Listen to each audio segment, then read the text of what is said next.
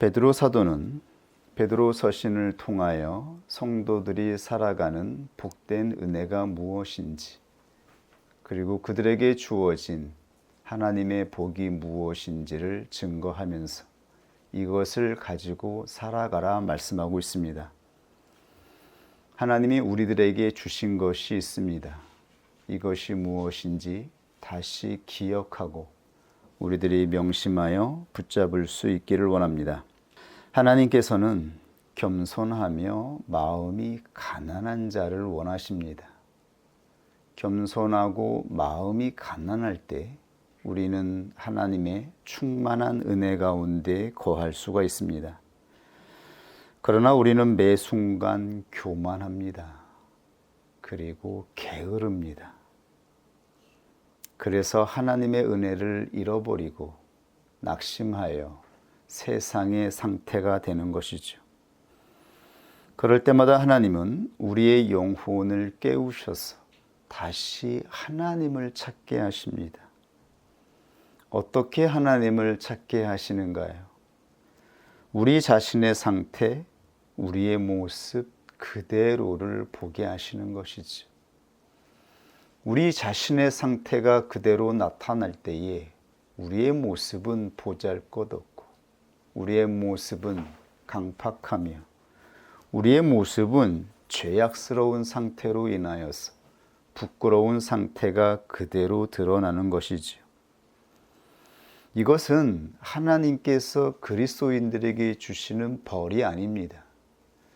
이러한 상태가 드러나서 우리가 수치를 당하고 부끄러움을 당할 때에 이것이 하나님이 주시는 벌이라고 생각해서는 안 되는 것입니다. 그냥 우리의 상태가 드러나는 것입니다. 이것은 하나님의 자비와 참으심으로 하나님이 인내하실 때에 드러나는 우리의 모습인 것입니다. 하나님께서 심판하시거나 벌을 주시는 것이 아니라 우리의 게으름과 완악함, 교만함으로 인해서 우리가 하나님의 은혜에서 벗어났을 때 하나님은 참으시는 것입니다.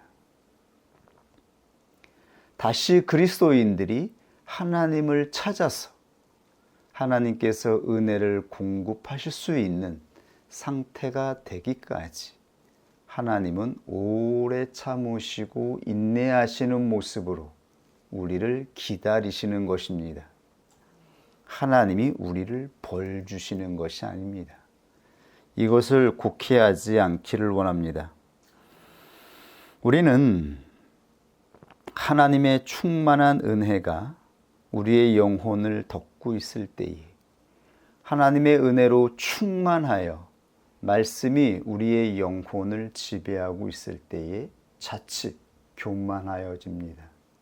나 자신이 거룩한 상태가 된 것처럼, 내가 모든 것을 이룬 것처럼, 내 안에 죄악된 상태가 없는 것처럼 교만하여지는 것이죠.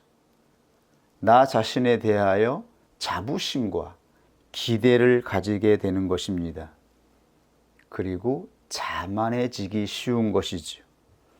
그러나 베드로 사도를 통해서 하나님은 우리에게 이러한 우리의 모습, 즉 우리의 경건과 덕은 하나님의 부르심과 택하심으로 주어지는 믿음의 품질이라고 하는 것을 증거해 주고 있습니다. 우리에게서 나타나는 것은 하나님이 주시는 믿음의 품질인 것이지, 우리 자신의 상태, 우리 자신이 가지고 있는 우리의 것으로 나타나는 것이 아님을 알아야 하는 것입니다. 하나님이 주신 믿음은 언제든지 우리가 교만하고 방심하여 나태하여서 자고한 상태, 마음이 단단한 상태가 되었을 때에 언제든지 우리는 믿음이 없는 상태 그대로를 나타나게 되는 것이죠. 그러므로 베드로 사도는 하나님께서 택하신 자들에게 다음과 같이 증거하고 있습니다. 베드로후서 1장 3절에 그의 신기한 능력으로 생명과 경건에 속한 모든 것을 우리에게 주셨으니 이는 자기의 영광과 덕으로서 우리를 부르신 자를 알므로 말미암음이라. 하나님은 우리에게 모든 것을 주셨다라고 말씀하십니다. 그리스도인들은 하나님에게서 모든 것을 받았으며 이 받은 것으로 살아가는 자들임을 말씀하고 있습니다. 이것을 바로 은혜의 삶이라고 하는 것이죠.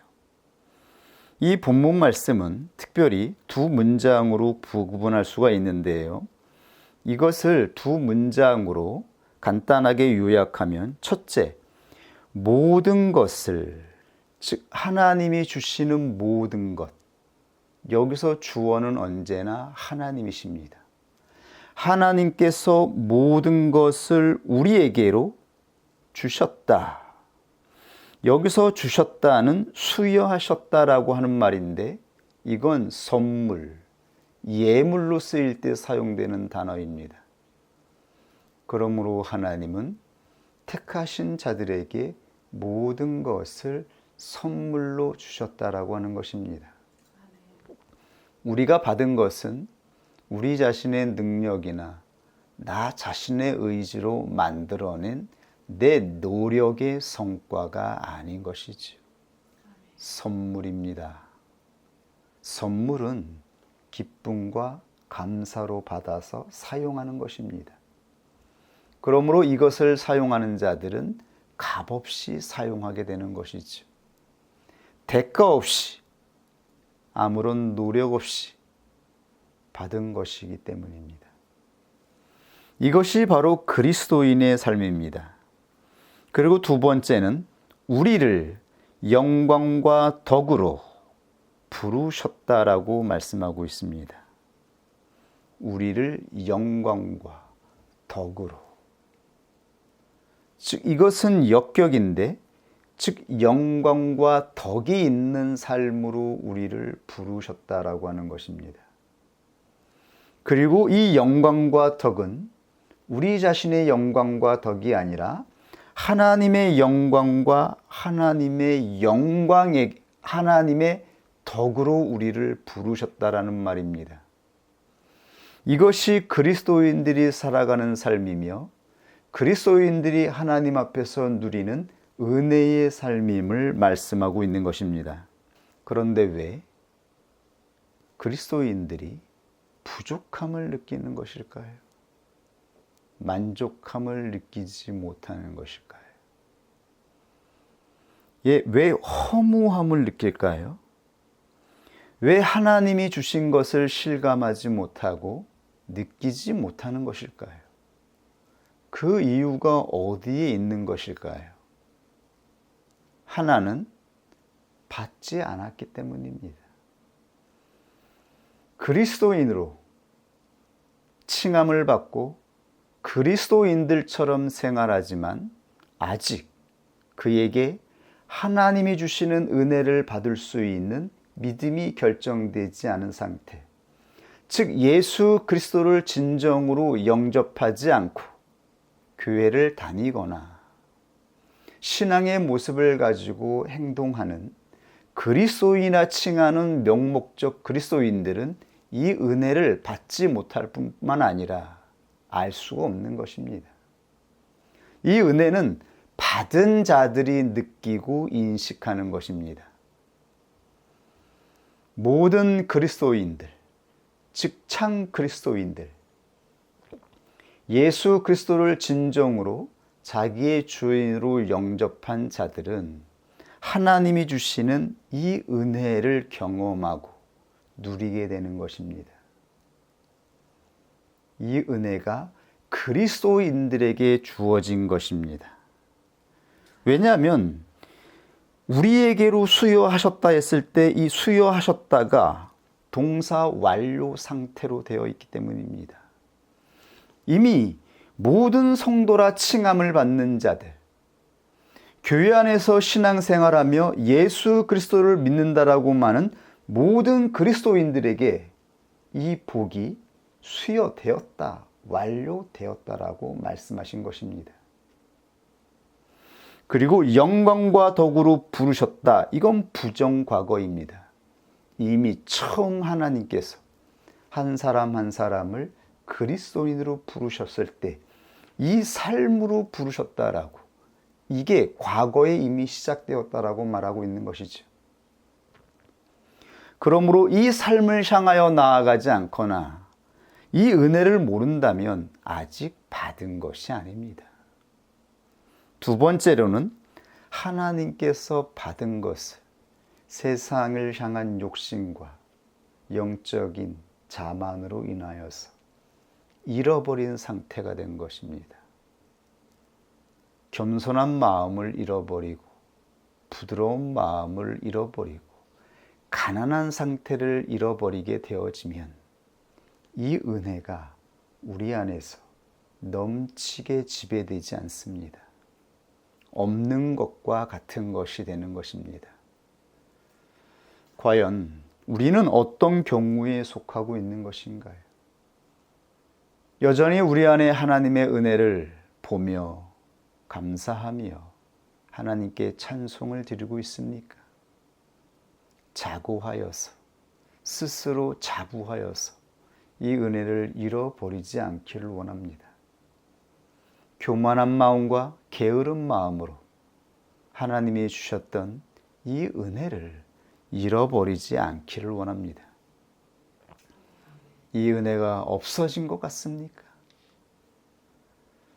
그러면 하나님을 찾으라 말씀하십니다.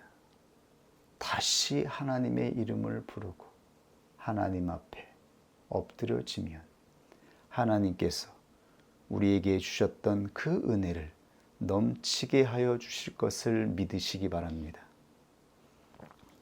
이제 본론으로 들어가서 한 번 더 구체적으로 살펴볼까요?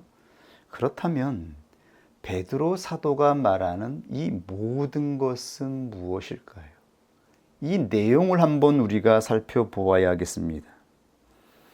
우리는 지금 무엇을 원하고 무엇을 기대하고 있습니까?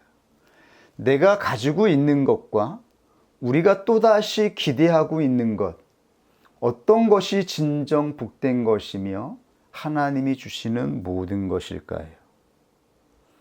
베드로 사도는 우리에게 주신 모든 것, 그것이 바로 생명과 경건에 속한 모든 것이라고 말씀하였습니다. 즉 하나님께서 택하신 그리스도인들에게 주신 것은 바로 생명과 경건에 속한 모든 것입니다. 이것은 세상에 속한 것도 아니고 세상 사람들이 알 수 있는 것이 아닙니다. 세상은 생명과 경건에 속한 것을 알 수가 없습니다. 오직 그리스도인들만이 생명과 경건에 속한 것을 알 수 있습니다. 우리가 선물로 받은 것이 바로 생명과 경건에 관한 것이기 때문입니다. 여기서 생명은 헬라어로 조에, 즉 요한복음에서 영생을 칭할 때 사용하는 단어입니다. 영생, 영원한 생명, 결코 시들거나 사라지지 않는 영원한 생명을 그리스도인들에게 주셨다라고 말씀하고 있어요. 이 영원한 생명은 사라지거나 없어지지 않을 뿐만 아니라 깨끗하고 오염되지 않은 공기와 같은 것입니다. 호흡과 같은 것입니다. 이것은 영적으로는 우리 안에 주신 이 생명은 우리의 영혼을 살아나게 만들고 우리의 영혼을 일어서게 만들고 앞으로 나아가게 만들며 여유를 주고 자유를 주며 평안을 누리게 하는 그러한 생명이라고 말씀하고 있는 것이죠. 세상 사람들은 흔히 얘기하죠. 숨이 쉬워지지 않는다. 너무 힘들다. 너무 괴롭고 낭망이 되고 좌절될 때 사람들은 숨을 쉴 수가 없다라고 말하죠. 그의 영혼에 평안이 없어지고 자유함이 없어졌기 때문인 것이죠. 무엇인가를 기대할 수 있는 삶의 기대, 소망이 전혀 없는 상태가 되었을 때에 사람들은 호흡할 수가 없어요. 호흡은 우리가 살아갈 수 있는 유일한 생명의 원인인 것이죠. 그러므로 창세기 2장 7절에 여호와 하나님이 흙으로 사람을 지으시고 생기를 네샤마흐, 이 생기는 하나님의 숨, 하나님이 가지고 있는 영원한 생명을 의미하는 것이었어요. 이것을 바로 그 코에 불어넣으시니 사람이 생명이 되었다. 불어넣었다. 네파흐죠. 하나님께서 살아있는 생명, 살아있는 숨을 사람에게 주셔서 사람은 살아있는 존재로 살아가게 되었습니다. 가장 깨끗하고 오염되지 않은 에덴 동산에서 자유를 누리면서 모든 것을 누리고 만끽하면서 은혜로운 삶을 살아갔던 것이죠. 이것이 바로 하나님이 사람에게 주신 모든 것이었습니다. 이 생명에는 모든 것이 포함되어 있는 것입니다. 시들지 않고 육체가 쇠하지 아니하며 병들지 않고 사라지지 않는 그러한 삶이 주어졌던 것입니다. 그러나 하나님을 불신하는 죄악으로 말미암아, 이 죄의 역사로 말미암아 이 숨이 사라지고 생명력이 없어져서 사람들은 육체로 땀을 흘리고 노동하고 애쓰고 결국 그들의 삶은 살기 위해서 호흡하고 살기 위해서 먹고 살기 위해서 일하는 그러한 삶을 살아가게 된 것이죠. 우리가 바로 그러한 삶 속에서, 그러한 희망 없는 삶 속에서 하나님의 부르심으로 말미암아 구원을 얻고 하나님의 생명을 받은 것이죠. 이렇게 우리의 삶은 생명이 있는 삶이 되었습니다. 그런데 원수 마귀가 속삭입니다. 무엇을요? 우리의 육체의 본성이 원하는 것, 이 세상에서 나타나는 것, 세상 사람들이 살아가는 것을 바라보게 만들어요. 겉으로는 좋아 보이고 겉으로는 자랑스러워 보일 수 있어요.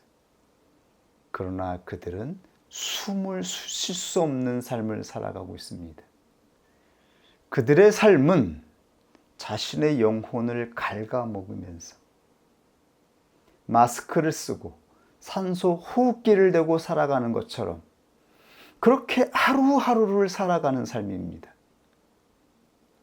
하루하루를 지탱하며 겨우 살아가고 있죠. 그러나 우리들은 어떻게 살아가고 있습니까? 하나님이 우리에게 주신 삶은 진정 생명이 있는 삶이 아닙니까? 이 삶이 세상 사람들이 살아가는 삶과 비교할 수 있습니까? 우리가 누리는 평안과 우리가 누리는 자유와 우리가 누리는 이 안식을 세상의 그 어떠한 것으로 만들 수 있습니까? 우리 모두 경험해 보지 않았습니까? 세상의 삶이 얼마나 강팍하며 얼마나 두려우며 막막하며 불안한지, 그 불안함 속에서 자신의 의지를 다하여 애쓰고 최선을 다하고 최선을 다해도 그 삶에 기대가 없다라고 하는 것, 불안한 내일만이 기다리고 있다라고만 하는 것, 이것이 우리가 경험한 세상의 삶인 것이죠. 그들의 삶은 호흡이 거칠어지고 숨을 쉴 수 없고 단단해집니다. 그래서 세상 사람들을 만나서 대화해 보면 살아있는 느낌, 평안, 기쁨을 얻을 수가 없어요. 느낄 수가 없습니다. 그들의 얼굴을 보십시오. 그들의 얼굴은 단단해지고 생명 없는 시멘트처럼, 콘크리트처럼 메말라가고 굳어갑니다. 기쁨과 진정 자유에서 나오는 웃음을 얻을 수가 없습니다. 바로 생명이 사라졌기 때문인 것이죠. 바로 부드러움, 가난함, 애통함은 하나님의 은혜를 받은 자들에게서 나오는 생명 있는 자들의 모습인 것입니다. 이것을 잃어버리지 않는 자가 되기를 원합니다. 우리는 생명 있는 자들로, 우리에게 받은 이 선물로 사람들에게 생명을 나눠주는 자임을 명심할 수 있기를 원합니다. 두 번째는 하나님이 우리에게 주신 모든 것은 바로 경건입니다. 이 경건에 대해서 그리스도인들이 오해하지 말아야 합니다. 사도가 증거하는 경건은 하나님이 있는 자에게 나타나는 것입니다. 하나님이 그 안에 계심으로 인하여 나타나는 것, 신적인 것을 바로 경건이라고 하는 것입니다. 사도행전 3장 12절을 보면 이러한 내용이 증거되어 있습니다. 이스라엘 사람들아, 이 일을 왜 기이 여기느냐? 우리 개인의 권능과 경건으로 이 사람을 걷게 한 것처럼 왜 우리를 주목하느냐? 우리 개인의 권능과 경건으로 이 사람을 걷게 한 것처럼. 베드로와 사도 요한이 성전에 들어갈 때에 성전 앞에서 구걸하는 나면서부터 안진뱅이 된 자, 그가 구걸할 때에 베드로는 나에게는 금과 은은 없지만 내게 있는 것 예수 그리스도의 이름으로 일어나 걸으라 했을 때에 그는 일어나 걷게 되었습니다. 이것이 하나님이 우리에게 주신 것이었습니다. 예수 그리스도의 이름을 가지고 살아가는 자들, 하나님의 이름으로 살아가는 자들에게 나타난 경건과 능력이었습니다. 이 경건은 사람에게서 나타나지 않는 것, 오직 신에게서만 나타나는 것을 경건이라 하는 것입니다. 이것을 바라보면서 사람들은 사도를 신기하게 바라보았습니다. 사람이 아닌 것처럼, 하늘에서 내려온 천사인 것처럼, 신의 아들인 것처럼 바라보며 우러러보게 된 것이죠. 이때 베드로 사도는 이 권능과 경건이 사람에게 있는 것이 아니라 바로 하나님에게 있는 것임을 증거하고 있는 것이죠. 왜 우리를 주목하느냐? 그러면서 16절에 그 이름을 믿음으로 그 이름이 너희 보고 아는 이 사람을 성하게 하였나니 예수로 말미암아 난 믿음이 너희 모든 사람 앞에서 이같이 온전히 낫게 하였느니라. 즉 사람인 나 베드로, 사람인 사도, 그리스도인으로 살아가고 있는 우리 자신, 나의 이름으로 말미암아 이 권능이 나타난 것이 아니라 우리들이 가지고 있으며 담고 있는 예수 그리스도, 그 이름을 신뢰하는 자에게 나타나는 것이 바로 경건임을 말씀하신 것입니다. 경건은 사람에게 돌려지는 것이 아닙니다. 모든 사람들은 사람이 나타낼 수 없는 것, 사람에게서 느껴지지 않는 것, 사람에게서 풍겨지지 않는 것을 기이하게 바라봅니다. 즉 탁월하고 뛰어난 것, 사랑 가운데에서 뛰어난 것이 아닙니다. 사랑 가운데에서 1등이 아니라 사랑과 전혀 차원이 다른 그러한 품질, 능력이 나타날 때 그것을 경건이라 말하는 것입니다. 이것이 사도들을 통해서 나타났습니다. 왜냐하면 사도들은 하나님의 은혜를 받은 자들로서 하나님을 모시고 예수 그리스도의 이름을 전했기 때문입니다. 나에게는 금과 은이 없으나 금과 은은 세상 사람들이 가장 가치 있고 중요하며 고귀하게 여기는 것이죠. 이것을 우리에게 주시지 않았습니다. 우리가 받은 것은 세상에 속한 것이 아닙니다. 그것은 생명과 경건에 속한 모든 것입니다. 아멘. 이것을 잊어버리는 데에서 그리스도인들이 부패하고 타락하는 것입니다. 세상을 바라보는 것이죠. 하나님의 것과 세상의 것을 어떻게 비교할 수 있습니까? 그런데 우리 안에 믿음을 놓아버리고 하나님의 은혜가 상실될 때에 세상의 날짜를 계산하고 세상의 나이를 계산하고 세상의 연수를 계산하면서 돈이 필요하다고 생각하죠. 돈을 벌 궁리를 하는 것입니다. 그리고 어떻게 일을 해야 먹고 살지, 어떻게 해야 노년에 평안하게 살지, 하나님의 은혜가 없는데 돈이 있으면 우리의 말년이 평안할 수 있을까요? 하나님이 우리에게 주신 것이 부족한 것입니까? 모든 것을 주셨으며 그 외의 것은 부스러기 같은 것입니다. 이 부스러기를 하나님이 우리에게 주시지 않겠습니까? 이 부스러기가 아쉬워서 하나님이 우리에게 주신 모든 것을 버리는 사람이 되겠습니까? 그럴 수 있습니다.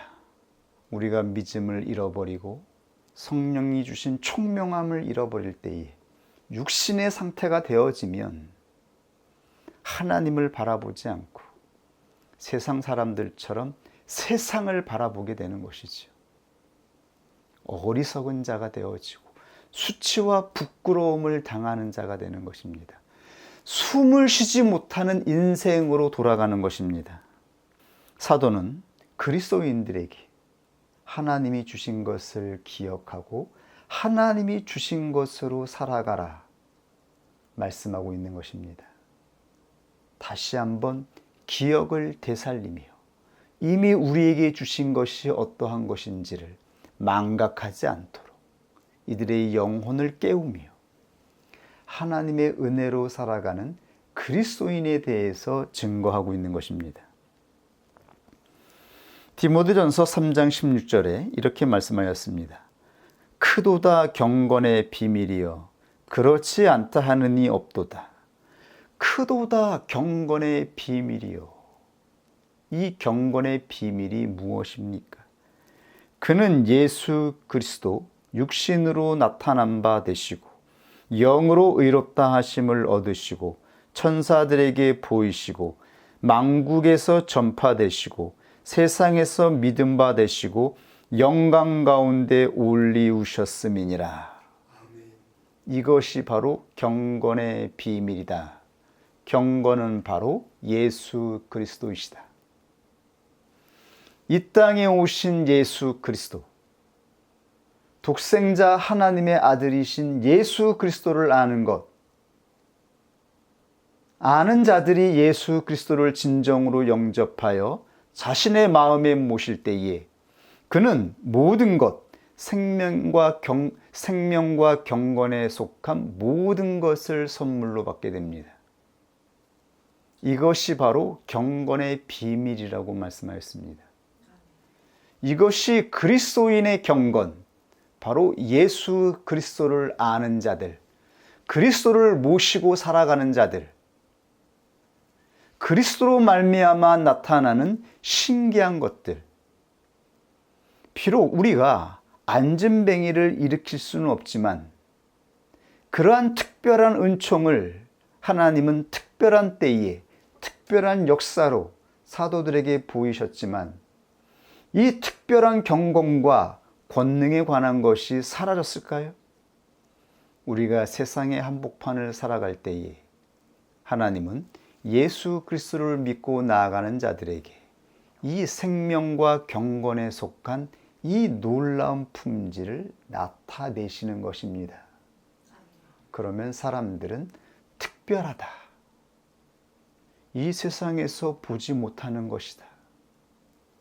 저 사람 안에 무엇이 있길래 어떻게 왔기에 어떻게 살아가길래 저런 정서와 저러한 품질을 나타낼까? 신기하게 생각하는 것이죠. 그때 우리는 자고하지 말아야 되는 것이죠. 교만하지 말아야 됩니다. 나를 주목하도록 하지 말아야 하는 것이죠. 그 경건의 비밀은 바로 예수 그리스도에게 있기 때문입니다. 그러므로 사도들은 언제나 이 특별한 경건의 능력이 나타났을 때에 예수 그리스도의 이름을 증거하였던 것입니다. 하나님의 영광을 나타냈으며 사도들은 그 영광 안에 참여하여 기쁨과 즐거움, 찬송과 하나님께 드리는 찬미를 경험하게 된 것입니다. 그러므로 그리스도인들은 이제 어떻게 살아가야 하는지 사도들은 성경을 통해서 가르쳐주고 있습니다.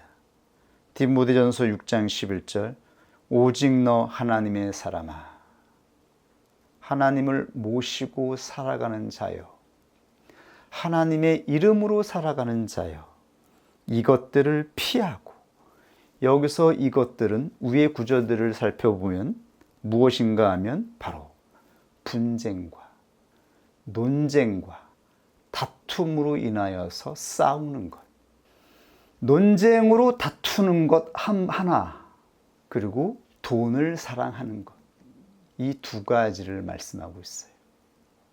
그리스도인들을 유혹하고 있는 것들, 세상적으로는 돈, 그리고 그리스도인으로 부름을 받은 자들이 은혜를 잊어버리게 만드는 것, 그것은 논쟁으로 다투고 싸우는 것입니다. 하나님께 부름받은 택자들이 모여 있는 곳, 교회 안에서 발생하는 것이죠. 서로 자기들이 아는 지식으로 먼저 된 것으로 나증되었다라는 것으로 또는 내가 더 많이 경건한 것처럼 서로 논쟁하는 것입니다. 지지 않는 것입니다. 하나님의 말씀으로 자기를 주장하는 것입니다. 이것이 원수 마귀의 인격인 것이죠. 하나님이 주신 지식으로 자기를 주장해서 자기가 높아지는 것. 대화와 논쟁은 다른 것입니다. 대화는 내가 말하고 상대방이 듣고 또한 상대방이 말한 것을 내가 듣는 것입니다. 그러므로 듣지 않고 말하기만 하는 것, 이것은 논쟁과 다툼으로 나갈 뿐입니다. 그러나 순서를 따라서 연장자가 먼저 말하고 차서를 따라서 그 다음이 말하고 듣고 옳고 그름을 분별하여 연장자가 한 번, 두 번 더 말하고 그래도 이해하지 못하면 싸우는 것이 아니라 성령의 조명을 기다리며 하나님처럼 하나님이 인내하시면서 깨닫기를 기다려 주신 것처럼 기다리는 것입니다. 교회는 질서가 있는 것입니다. 하나님의 부름을 입은 대로 순서를 따라 말하고 들으며 서로 말하고 서로 듣는 것. 그러나 다툼까지 가지 않도록 부드러움으로, 겸손함으로, 인내하고 온유하게 서로를 대하는 것입니다. 그렇지 않으면 우리의 마음은 상하게 되어지죠. 들었는데 말할 기회를 주지 않고 이 억울함을 설명할 기회를 주지 아니하면 누구든지 마음이 상합니다. 마음이 상하면 그 상한 마음으로 쌓이고 쌓여서 혈기와 분노를 내죠. 그러면 은혜는 다 사라집니다. 그리고 교회는 세상이 되는 것이죠. 우리가 세상이 되는 것이죠. 이 싸움이 우리의 현실인 것이죠. 우리는 날마다 이 싸움 가운데 있습니다. 이때 우리는 어떻게 이 싸움을 이길 수 있습니까? 오직 너 하나님의 사람아, 이것들을 피하고 한편에서는 다툼과 변론, 싸우는 것, 하나는 세상의 염려 때문에 돈을 벌려고 하는 것. 그리스도인들이 돈을 벌려고 하는 즉시 그는 생명을 상실하게 됩니다. 하나님이 주시는 평안의 삶을 누릴 수가 없습니다. 하나님은 모든 것을 주셨습니다. 그러므로 주신 것으로 하나님을 찬미하고 하나님의 이름을 나타내면 그 외의 모든 것들은 더하여 주신다라고 말씀하셨습니다. 저는 이것을 믿습니다. 우리 교회의 성도들이 이 믿음을 가지고 끝까지 나아갈 수 있기를 원합니다. 이것들을 피하고 의와 경건과 믿음과 사랑과 인내와 온유를 쫓으며 강팍해지고 상한 마음으로 혈기내고 분노내고 마음을 해결할 수 없어서 술 취하고 방탕하고 결국 세상으로 향하게 되는 것이죠. 그러므로 하나님이 주신 은혜 가운데에서 의와 경건과 믿음과 사랑과 인내와 온유를 쫓으며 믿음의 선한 싸움을 싸우라. 이게 믿음의 싸움입니다. 이것이 바로 그리스도인들이 살아가는 삶의 현실에서 이루는 것입니다. 믿음의 선한 싸움을 싸우라. 그러면서 동격으로 영생을 취하라라 말씀하십니다. 영생, 생명과 경건에 속한 모든 것, 하나님이 이미 우리에게 주신 것, 이것을 붙잡으라고 말씀하고 있는 것이죠. 하나님께서 우리에게 생명을 주셨습니다. 하나님의 숨을 우리에게 불어넣어 주셨어요. 그러므로 우리는 은혜 가운데에서 하나님 앞에서 얼마나 즐겁고 기쁜 마음으로 삶을 살아가게 되었는지요.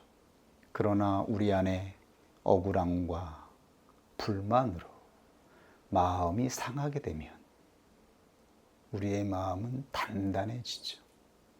시멘트처럼, 콘크리트처럼 얼굴이 일그러집니다. 얼굴에서 빛이 사라집니다. 눈빛과 얼굴이 완전히 흙빛처럼 어두워지는 것이죠. 생명을 잃어버리게 되는 것입니다. 그러므로 믿음의 선한 싸움을 싸워서 영생을 가지고 있으라고 말씀하고 있는 것입니다. 영생을 하나님께서 우리에게 주셨기 때문입니다. 이를 위하여 내가 부르심을 입었고 많은 증인 앞에서 선한 증거를 하였도다. 이를 위하여, 즉 이러한 삶으로 우리는 살아가도록 하나님께서 부르셨다라고 하는 것입니다. 이것이 그리스도인의 삶이라고 말씀하고 있습니다. 우리가 걸어가는 삶은 하나님이 주신 은혜로 살아가는 것입니다. 하나님의 은혜를 받은 자들로서 많은 이들에게 우리에게서 나타난 신기한 능력, 생명과 경건에 속한 것으로 하나님의 이름을 자랑하고 증거하는 자로 살아가는 것임을 말씀하여 주셨습니다. 하나님이 주신 이 삶, 이 모든 것을 감사함으로 소중하게 간직하며 끝까지 나아갈 수 있기를 원합니다. 끝까지 믿음의 싸움을 싸울 수 있기를 원합니다. 오늘 하나님이 주신 말씀 앞에 함께 기도하겠습니다.